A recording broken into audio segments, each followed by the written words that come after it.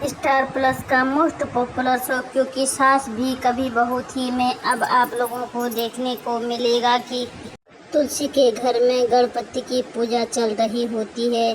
तभी नोएना आ जाती है। नोएना को पूजा में देखकर सब लोग सरप्राइज हो जाते हैं। मिहिर भी नोएना से कहता है कि नोएना तुमने तो मुझे सरप्राइज ही कर दिया। नोएना मिहिर से कहती है कि हाँ मुझे आना ही था क्योंकि मैंने एक मन्नत मांगी थी और अब ऐसा लग रहा है कि मन्नत पूरी होने वाली है, इसलिए मुझे गणपति का दर्शन करना आना ही था। नोएना गणपति पूजा के लिए सारी सामग्री लेके आती है। ये देखकर गायत्री दक्षा से बोलती है ये सारा काम तो तुलसी का था ना, लेकिन देखो ये सब कुछ नोएना लेकर आई है।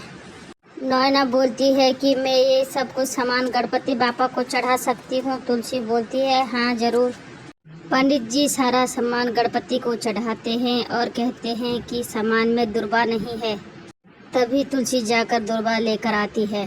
ये देखकर दक्षा गायत्री को सुनाती है कि गणपति पूजा का सारा सामान एक तरफ और दुर्वा एक तरफ जो कि तुलसी लेकर आई है, लेकिन गायत्री कोई जवाब नहीं देती है।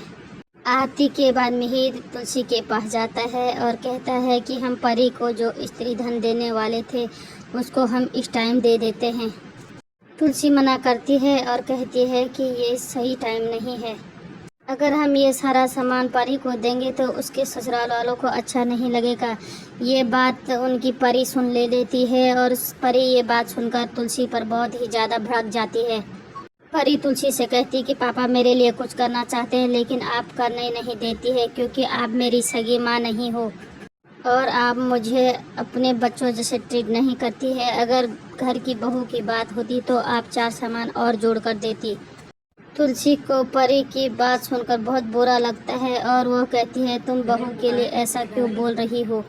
तुलसी परी से बोलती है कि जब तुम रात को बीमार होती तो मैं रात भर जग जग कर तुम्हारी सेवा करती थी।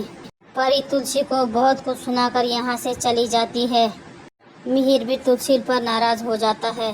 शो में देखना दिलचस्प होगा कि तुलसी इस मुसीबत से कैसे निकलती है। शो पर बने रहने के लिए लाइक शेयर और सब्सक्राइब कीजिएगा प्लीज़। धन्यवाद।